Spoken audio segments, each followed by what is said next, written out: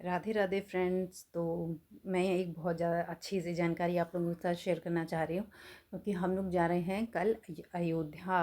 बहुत दिनों से प्लान बन रहा था, लेकिन राम जी हम लोगों को नहीं बुला रहे थे, लेकिन शायद अब राम जी ने हम लोगों को बुला लिया है। मैं इतना ज़्यादा खुश हूँ कि बता भी नहीं सकती। तो हम लोगों को कल जाना है। तो हमारी कल ट्रेन है 4 बजे की। तो हम लोगों को घर से 3 बजे ही निकलना है ट्रेन के लिए। और हम जा रहे हैं और हमारे साथ में एक और फैमिली है, वो लोग जा रहे हैं। तो हम लोग ट्रेन से जाने वाले हैं। तो फटाफट से अभी बनाना है मुझे कल के लिए कुछ नाश्ता, और उसके बाद सुबह जल्दी उठना है, तो इसलिए जल्दी जल्दी काम फिनिश करने हैं। और फिर चलिए फिर मिलती हूँ, चलते हैं अयोध्या। तो हम सारे लोग रेडी हो चुके हैं और हम हमारे घर पे ही आ गए हैं सबके सब लोग। अब हम लोग फटाफट से निकलने वाले हैं। तो अभी टाइम हो रहा है लगभग 3 बजा हुआ है, रात के 3 बजे हैं और हम लोग निकल लिए हैं। ऑटो से हम लोग आए और आ गए हैं हम लोग चारबाग स्टेशन पे। और हम लोगों की खुशी का कोई ठिकाना नहीं है, क्योंकि बहुत टाइम से वेट कर रहे थे। आज ये सौभाग्य हम लोगों को प्राप्त हो रहा है। तो फटाफट से जितनी जल्दी हो सकते उतनी जल्दी हमें अपने प्लेटफॉर्म पे पहुंचना है। फटाफट से टिकट कम लेने हैं और प्लेटफॉर्म पे पहुंचना है।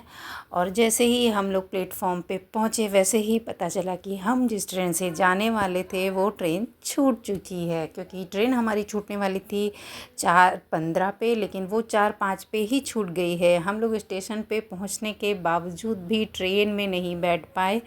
और अब हम लोगों को वेट करना पड़ेगा 3-4 घंटे का, क्योंकि नेक्स्ट ट्रेन 7 बजे की है। तब तक वेट करना पड़ेगा हमें स्टेशन पे बैठ के।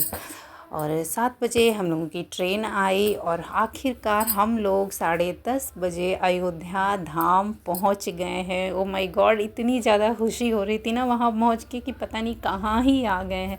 इतना अच्छा लग रहा था, इतनी पॉजिटिव फीलिंग आ रही थी कि पूछिए मत। स्टेशन पे पहुंचते ही ऐसा लग रहा था कि हाँ, हम बहुत एक दिव्य स्थान पे आ गए हैं। स्टेशन बहुत सुंदर बना हुआ था। स्टेशन के जो डिज़ाइन थे ना, बहुत ही सुंदर लग रहे थे, जैसे मंदिर जैसा फील हो रहा था उसको देखने के बाद। और क्या बताएं, मतलब बताना तो मुश्किल ही है ऐसे। और इतने सारी भीड़, जैसे सारे लोग अयोध्या ही पहुंच रहे हैं। सब के सब अयोध्या धाम श्री राम लला के दर्शन करने के लिए उत्साहित हो रहे हैं। और अब हम लोग निकल रहे हैं मंदिर के लिए। तो हम लोग पहली बार आए हैं तो ज़्यादा कुछ पता नहीं है। तो हमने यहाँ पे लिया है ऑटो हनुमानगढ़ी जाने के लिए, क्योंकि हमने सुना है कि पहले हनुमानगढ़ी जाना चाहिए। तो हम लोग जा रहे हैं हनुमानगढ़ी। तो हम लोग हनुमानगढ़ी से थोड़ी दूर पे पहुँच गए, जहाँ पे ऑटो वाले भैया ने हम लोगों को उतार दिया है। और अब हम लोग यहाँ से पैदल जा रहे हैं कि थोड़ी दूर पैदल जाने के बाद हम पहुँच जाएंगे अपने मंदिर।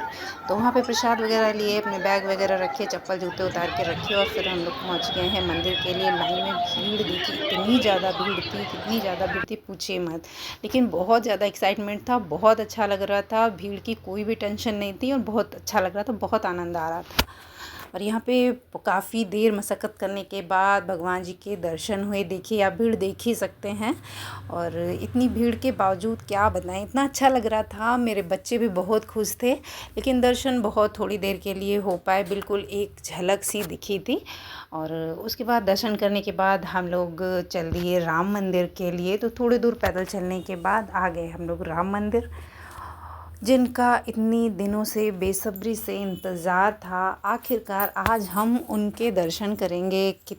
कितनी खुशी है, कितनी उत्साह है, ये जाहिर नहीं कर सकते। एक एक चीज़ देख के ही आनंद हो रहा है कि हम आज राम लला के दर्शन करेंगे। लेकिन धूप बहुत तेज़ सी थी, चप्पल जूते जमा हो गए थे, बैग फ़ोन वगैरह सारा कुछ जमा हो गया था।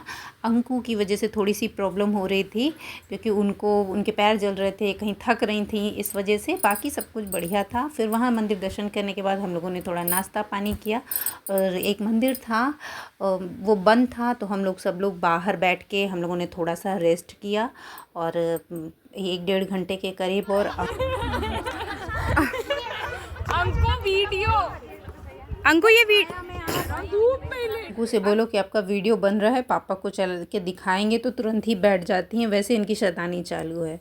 और फिर वहाँ से हम लोग आए दशरथ जी के महल। और जो थोड़ी ही दूर था, हनुमानगढ़ी से ज़्यादा दूर नहीं है, लेकिन हम लोगों को पता ना होने के कारण हम लोगों को काफ़ी चक्कर लगाने पड़ गए, क्योंकि हनुमानगढ़ी के पास में ही कैकेयी भवन और कनक भवन, दशरथ भवन, ये सब चीज़ें, सीता रसोई वगैरह सब पास पास में ही हैं। लेकिन पता ना होने के बावजूद जो है हम लोग इधर उधर भटकते रहे, क्योंकि कभी इधर गए कभी उधर गए, जिसने जैसा बता दिया उस तरीके से हम लोग करते रहे। लेकिन बस बहुत अच्छा लग रहा है, फीलिंग बहुत अच्छी है।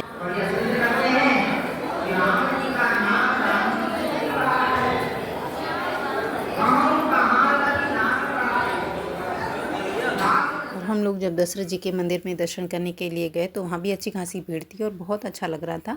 और यहाँ पे एक छोटे से व्यास जी प्रवचन कर रहे थे और उनको भी देख के काफ़ी अच्छा लग रहा था और बहुत अच्छे से दर्शन हुए। आप लोग भी दर्शन कर लीजिए। और वहाँ से निकलने के बाद हम लोग आ गए हैं कनक भवन, जो कि बाहर से भी बहुत सुंदर है और अंदर से भी बहुत सुंदर है। हम लोग कई और मंदिर गए और जल्दबाजी में मैं उनका नाम नहीं देख पाई। कई बस जगह मैं गई लेकिन बाद में पता चला कि वो मंदिर कौन सा था, तो इस वजह से मैं आपको नाम नहीं बता पाऊँगी। और ये कनक भवन है, देखिए कितना सुंदर है कनक भवन। माता सीता माता को कैकेयी माता ने उनकी मुँह दिखाई में भेंट किया था, तो ये बस वही है। और इसमें केवल स्त्रियां ही आ सकती थीं, माता सीता माता और सीता माता की जो सखियां या जो दासियां थी, इसमें पुरुष का आना वर्जित था।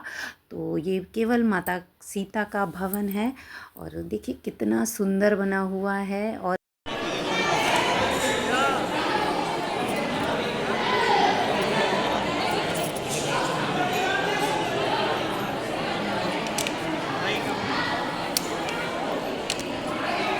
देखने से यहाँ पे ऐसा प्रतीत होता है कि कई सारी प्रतिमाएं हैं, कई भगवान होंगे, लेकिन वो सारी राम जी और सीता माता की ही हैं।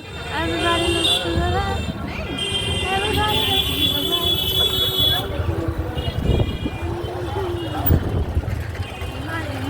और यहाँ पे हम लोगों ने कई सारे मंदिरों के दर्शन करने के बाद हम लोग चल दिए हैं सरजू घाट के दर्शन करने के लिए। और हम लोग जल्दी जल्दी में सरजू घाट नहीं जाना चाह रहे थे। हमें लग रहा था कि हमारी ट्रेन छूट जाएगी, लेकिन फिर मेरे पापा की कॉल आई तो उन्होंने कहा क्या सरजू घाट गई कि नहीं गई। उन्होंने एक भोले बाबा का मंदिर भी बताया था, लेकिन भोले बाबा का मंदिर तो नहीं मिला, शायद वो कहीं पे और था। हम लोगों को ज़्यादा जानकारी ना होने की वजह से हमें वो मंदिर नहीं मिल पाया।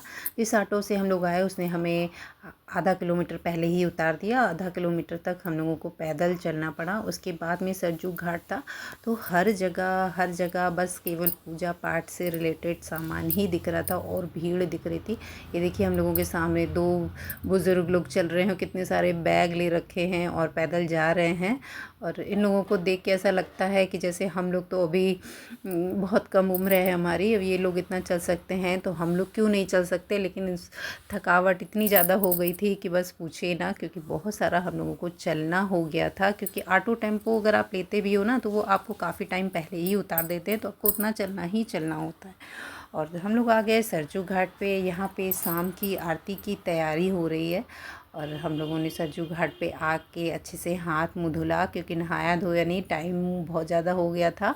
और दिए वगैरह जलाए। उसके बाद आरती का समय था, मन था आरती देखने का, लेकिन हमारी ट्रेन का टाइम हो रहा था तो मन ट्रेन में था कि ऐसा ना हो कहीं ट्रेन छूट जाए, फिर काफ़ी टाइम लग जाएगा। क्योंकि बच्चे जब साथ में होते हैं ना तो आपको उस हिसाब से एडजस्ट करनी पड़ती हैं चीज़ें। और ख़ुद का तो आप कैसे भी एडजस्ट कर लेंगे, लेकिन बच्चों के साथ में थोड़ा सा केयरफुल होना पड़ता है, वरना बच्चों की कहीं तबीयत ना ख़राब हो जाए इस वजह से। तो इस वजह से हम लोगों की आरती छूट गई, यानी कि हम लोग आरती नहीं देख पाए। लेकिन स्टेशन पे आने के बाद पता चला कि जिस ट्रेन से हमें जाना था वो ट्रेन भी छूट गई है। तो काफ़ी वेट किया। और ये देखिए हम लोग जब सरजू घाट से निकले तो यहाँ पे ये है लता मंगेशकर चौराहा, जो कि बहुत बड़ा सा एक वीणा रखा हुआ है और काफ़ी सुंदर लग रहा था। और बस तो हम लोग आ गए स्टेशन पे। और स्टेशन पे आने के बाद 1-1.5 घंटा हम लोगों ने वेट किया। और इतने बंदर हैं ना यहाँ पे, कुछ भी खाना पीना उन लोगों ने मुश्किल कर दिया। जब हम लोग दोपहर में लंच कर रहे थे फिर भी बहुत परेशान किया। और यहाँ पे भी बहुत सारे बंदर आसपास घूम रहे थे, बल्कि रात हो गई थी लेकिन फिर भी। और उसके बाद ट्रेन हमारी आई। हम लोगों के लिए बहुत ही ब्यूटीफुल सा गुजरा, बहुत ही बढ़िया। अगर वीडियो अच्छा लगा हो तो please like comment and share कीजिए।